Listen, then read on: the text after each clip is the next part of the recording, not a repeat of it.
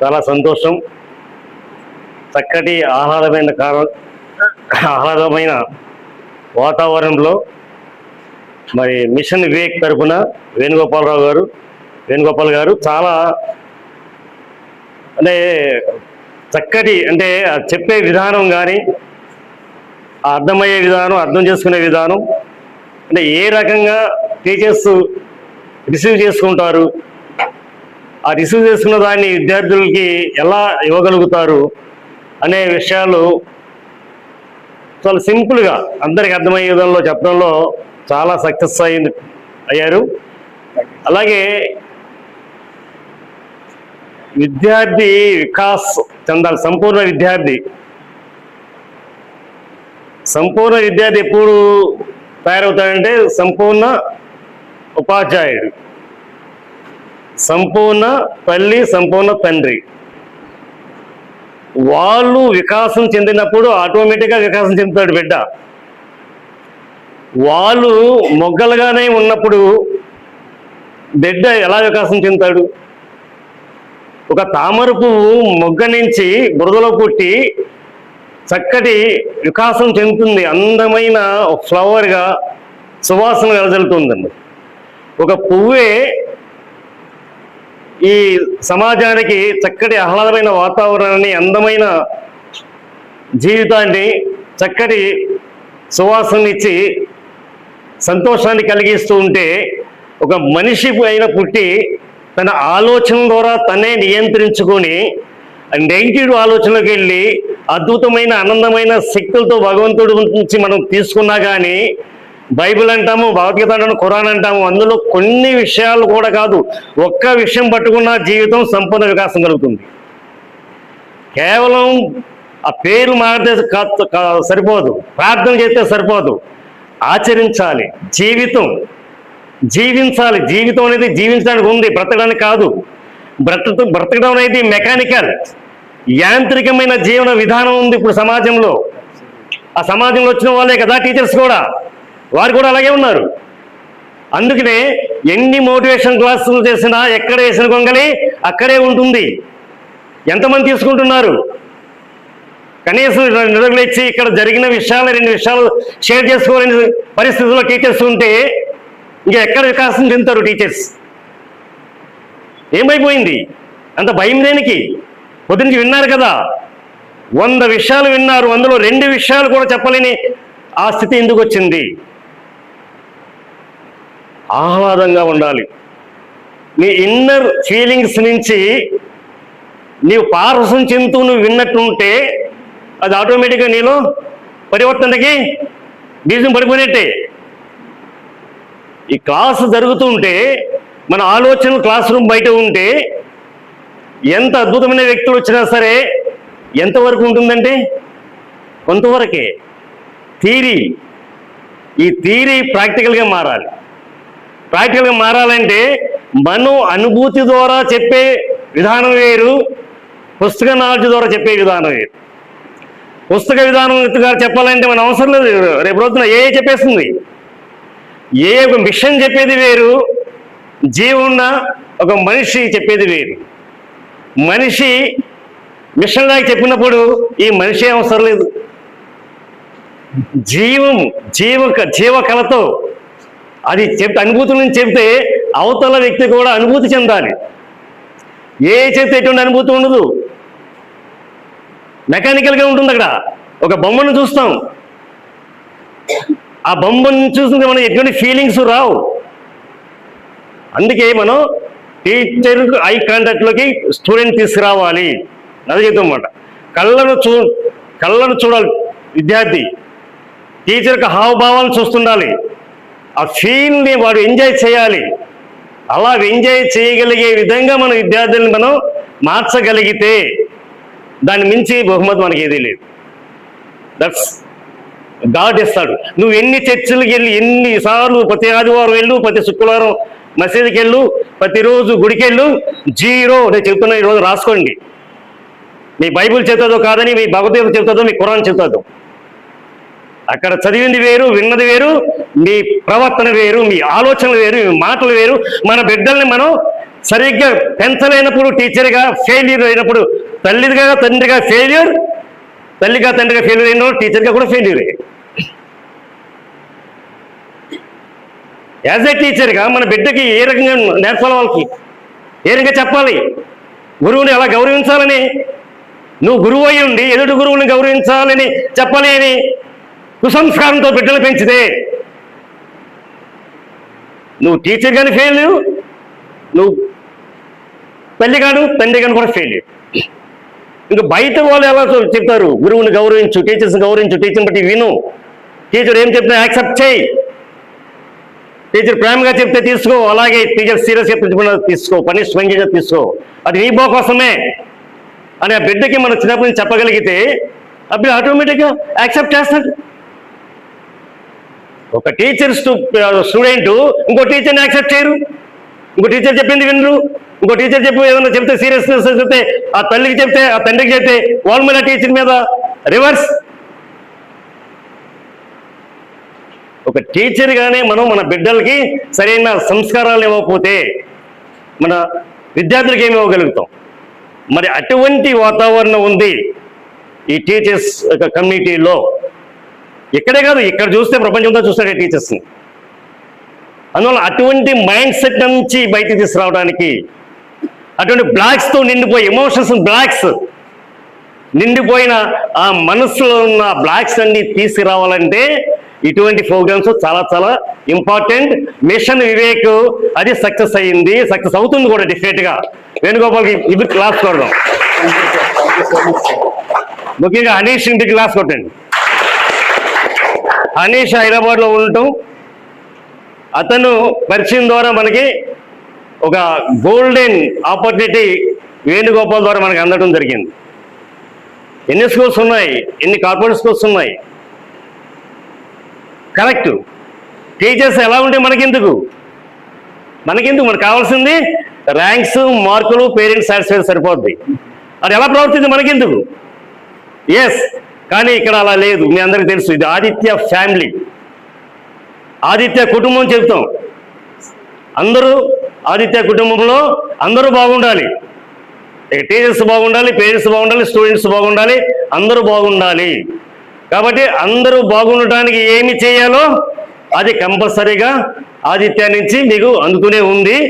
ఇప్పుడు దాకా అందింది వేరు, ఈ రోజు అందింది ఇంకా చాలా హై అన్నమాట. అన్ని మెథడ్స్ ఉన్నాయి, దాన్ని ఉపయోగించుకోండి. ముందు దీన్ని మీరు ఉపయోగించుకుంటే ముందు మీ పర్సనాలిటీ డెవలప్ అవుతుంది, ముందు మీ వ్యక్తిత్వ వికాసం చెందుతుంది. వ్యక్తి వికాసం వేరు, వ్యక్తిత్వ వికాసం వేరు. వ్యక్తి వికాసం అంటే బాహ్యాన్ని అభివృద్ధి చేసుకోవటం, సిరి సంపదలు, పేరు ప్రఖ్యాతులు. కానీ వ్యక్తిత్వ వికాసం, వ్యక్తి తత్వ వికాసం ఉండాలి. నీ లోన ఆ ఇన్నర్ ఏది ఉందో అది వికాసం చెందాలి. అప్పుడు ఏమవుతుంది? ఆనంద పారవస్యమే, ప్రతిక్షణము నిత్యానంద స్వరూపులుగా విరాజలుతారు అన్నమాట. ఇది నచ్చినప్పుడు, మనకు నచ్చినప్పుడు, మనల్ని మెచ్చినప్పుడు వచ్చే సంతోషం కాదు అది. ఆ హ్యాపీ హార్మోన్స్ అనేవి అప్పుడప్పుడు రిలీజ్ అవడం కాదు, నిత్యము అది రిలీజ్లోనే ఉండాలి. ఆ స్థితికి ఈ మిషన్ వివేక్ అనేది ఖచ్చితంగా తీసుకెళ్తుంది, అందులో సందేహం లేదు. అప్లై చేయాలి మీరు దాన్ని. ఈ 300 డేస్ కోర్సులో ఇచ్చిన గైడెన్స్ని మీరు తూచా తప్పకుండా మీరు ఫాలో అయితే, ఆయన ఛాలెంజ్ చేస్తున్నారు, నేను ఖచ్చితంగా మార్పు తీసుకొస్తాను మీలో.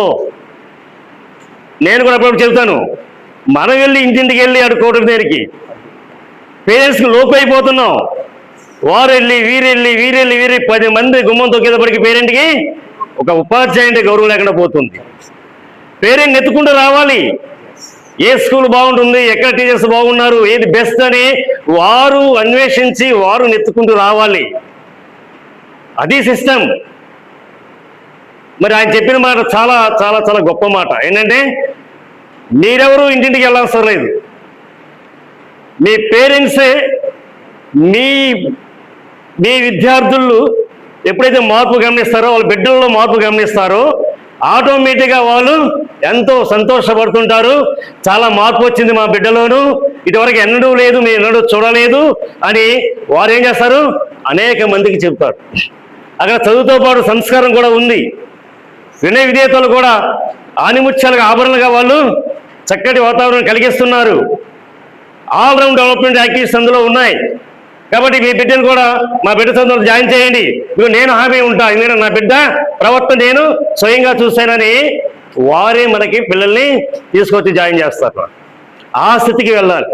మనమే కాదు, ఏ స్కూల్ అయినా ఆ స్థితికి వెళ్ళాలి. మరి ఇది మన స్కూల్లోనే కాదు, ప్రతి స్కూల్లో కూడా ఇటువంటి ప్రోగ్రెస్ జరగాలి. ఎందుకంటే సమాజం మారాలి, చేంజ్, సమాజం మారాలి. ఈ రోజున మనం మారుతాం. ఈ సంవత్సరం మన మార్పు ద్వారా ఆదిత్య వాళ్ళు చాలా మార్పు వచ్చింది. అక్కడ వాళ్ళు క్యాన్సర్ తెలంగాణ అడ్మిషన్ అవుతున్నాయి. అయితే దానికి కారకులు ఎవరు, వేణుగోపాల్ మనం కూడా పిలవాలి అనే వాతావరణం రావాలి. అటువంటి మిషన్ వివేక్ని మన స్కూల్లో కూడా మన టీచర్స్ కూడా ట్రైనింగ్ ఇవ్వాలి. ఎందుకంటే కావాలి, అన్ని స్కూల్లోనూ కూడా ట్రైనింగ్ జరగాలి. మనం అన్ని స్కూల్లో కూడా టీచర్స్ అందరూ కూడా వికాసం చెందాలని కోరుకుంటాం. మన స్కూల్లో ఉన్న మన టీచర్స్ అనే కాదు. అయితే ఇంకో మాట చెప్పారు కదా ఒక స్కూలు, ఎందుకంటే టీచర్స్ గురించి ఎక్కడ 100 రూపాయలు ఇస్తారు, 500 ఇస్తారు, అక్కడికి వెళ్ళిపోతారు. ఇవాళ ట్రైనింగ్ ఇస్తున్నాం, నెక్స్ట్ ఎంతమంది ఉంటారో తెలియదు. అందరూ కాకపోయినా కొంతమంది. అందువలన ఏం చేస్తారు మేనేజ్మెంట్, ఇంత ట్రైనింగ్ ఇచ్చినా మీరు ఉంటారని గ్యారంటీ లేదు. కాబట్టి ఎందుకు వీళ్ళ గురించి ఖర్చు పెడతాం? మనకు కావాల్సిన ఫోకస్, మార్క్స్, ర్యాంక్స్ అది ఎలా జరుగుతుంది కదా ప్రతి స్కూల్లోనూ. మరి ప్రత్యేకంగా వాళ్ళు టీచర్లు మార్పు తెచ్చుకొని వాళ్ళ ఫ్యామిలీలో మార్పు వస్తుంది, వాళ్ళ బిడ్డల్లో మార్పు వస్తుంది. ఇంత అద్భుతమైన మార్పు తీసుకురావాలని ఏ మేనేజ్మెంట్ కావాలనుకుంటారు? ఎందుకు అనుకోవాలి? ఎందుకు డబ్బు ఖర్చు పెట్టాలి? ఎందుకు సమయం ఖర్చు పెట్టాలి? ఎందుకు ఇటువంటి మహానుభావం తీసుకురావాలి? అంటే సమాజం బాగుంటేనే మనం బాగుంటాం. దేశం బాగుండాలి. ముందు భారత జాతి బాగుండాలి. భారతదేశం బాగుంటేనే మనం బాగుంటాం. ఆ దేశమే బాగోపోతే ఇక్కడ కులము లేదు, మతం లేదు, ఎవరు బాగోరు. నేను అనే ఈ చిన్న బౌండరీ నుంచి బయటకు రావాలి.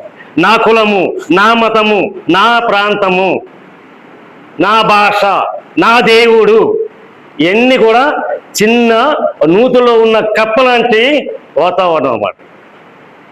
ఇవన్నీ వదిలేస్తే సముద్రంలో ఉన్న కప్పలాగా అంత విశాలంగా జ్ఞానం ఉంది, ప్రపంచం విశాలంగా ఉంది.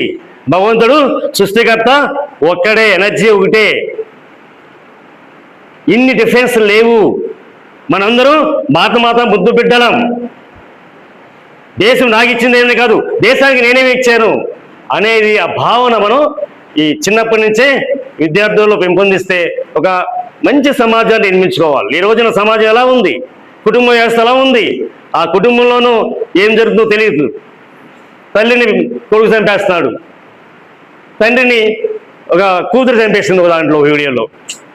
6 ఏళ్ళ పిల్ల మీద 5వ సంవత్సరం చదువుతున్న అమ్మ మీద మన ఆకిల్లోనే రేపు జరగబోయింది. మనందరం చెప్పుకున్నాం 3 years 4 years అయిందన్నమాట. ఎంతకుముందు చెబుతున్నాం, ఎక్కడో ఢిల్లీలో జరిగింది అనుకున్నాం, రేపు పొద్దున్న మన ఊరు రావచ్చు, మన వారగట్టు రావచ్చు, రేపు మన ఇంట్లోకి రావచ్చు. ఎందుకు? సమాజం బాగోలేదు కాబట్టి. ఆ సమాజం పరివర్తన చెందే విధంగా మన ఉపాధ్యాయుల ద్వారానే అవుతుంది. అందువల్ల మనం సంపూర్ణ వికాసం చెందుతూ, సంపూర్ణ విద్యార్థిగా వికాసం చెందిస్తూ, ఆ పేరెంట్స్ని కూడా కౌన్సిలింగ్ చేసే విధంగా మరి పేరెంట్స్ మీట్ కూడా మనం భవిష్యత్తులో పెట్టుకున్నాం. ఆ పేరెంట్స్ కూడా మరి ట్రైనింగ్ అవసరం. అలా పేరెంట్స్ కూడా మనం ప్రోత్సహించి ఇటువంటి క్లాసులు మనం వాళ్ళకి అందించినట్లయితే వారి కుటుంబం బాగుపడుతుంది, వాళ్ళ బిడ్డలు బాగుంటారు, మనకు కూడా సాటిస్ఫాక్షన్. ఈ రోజున 593 మండల ఫస్ట్ వచ్చింది, చాలా హైయెస్ట్ రిజల్ట్ వచ్చింది. ఆ సబ్జెక్ట్ టీచర్స్ ఎంత హ్యాపీనెస్, అక్కడ దాకా పంపించిన మిగిలిన టీచర్స్ ఎంత హ్యాపీనెస్. ఆ రోజున మీరు నేను లేను, కర్నూలు బుద్ధ భవన్కి క్లాసుకి వెళ్ళాను, కర్నూలు జగన్నాథ్ గుట్టకి. మీరు ఎంత సెలబ్రేట్ చేసుకున్నారు చక్కగా. ఎందువల్ల అంటే మనం చేసినది ఆ ప్రతిఫలం మనం చూస్తుంటే, మనం వేసిన నాణ్యమైన విత్తనం సారవంతం నేలేసి ఆ మొక్క చెట్టై మోనై ఆ ఫలాలు మనకు అందిస్తుంటే, ఆ ఫలం మనం తిన్నప్పుడు ఎంత మధురంగా ఉంటే ఆ ఆనందం ఎలా ఉంటుంది. అలాగే మొన్న ఈ టీచర్స్ అందరూ కూడా సెలబ్రేట్ చేస్తున్నప్పుడు నేను చూస్తానమాట. కాబట్టి తప్పనిసరిగా మరి ఆన్లైన్లో సార్ చెప్పిన విధంగా చక్కగా ఫాలో అయ్యి దాన్ని ఎంకంటే ఏమి మొహమాటం కాకుండా ఏదైనా డౌట్స్ ఉంటే అడగండి, చక్కగా ఆయన అది సద్వినియోగం ఉపయోగించుకోవాలి. అలాగే ఫీనెస్ అనేది ఉండకూడదు. టీచర్ అంటే ఫీనెస్ ఉండకూడదు. 25 మంది 30 మందికి టీచర్ క్లాస్ చెప్తారు, 100 మంది కూడా క్లాస్ టీచర్గా చెప్తారు. వాళ్ళంతా మిగిలిన వాళ్ళు కూడా అంతే కదా. ఇప్పుడు ఇక్కడ ఎవరున్నారు? కొత్త వాళ్ళు ఎవరు లేరుగా. మీ కొలీగ్స్ దగ్గర మీరు మాట్లాడతాక ఎంత బిడియం ఏంటి? అది పెద్ద బ్లాక్. మీకు తెలుసా? మీకు తెలియదు. అది కూడా ఒక బ్లాక్. ఫియర్నెస్ అనేది వెరీ డేంజరస్. ఫియర్నెస్ అనేది మన శక్తిని హరించేస్తాయి. ఎలా అయితే కోపము, భయము, ఆందోళన, ఒత్తిడి ఎలా అయితే మన ప్రాణశక్తిని హరించేస్తాయో భయం కూడా అంతే. కాబట్టి అది ఆ భయం అనేది లేకుండా నిర్భయంగా ఎప్పుడు ఏదైనా సరే నిర్భయంగా చెప్పేటట్టుగా స్టేజ్ మీద ఎలాగ ఆయన ఛాలెంజ్ చేశారు కదా, మిమ్మల్ని ఖచ్చితంగా స్టేజ్ మీద లేకుండా చేస్తారని దాన్ని సరిగ్గా ఉపయోగించుకుని మరొకసారి ఆయనకి ధన్యవాదాలు తెలుపుకున్నాం. వేణుగోపాల్ గారికి. Mission Vivek is great service. Thank you Sir, thank you so much, sir.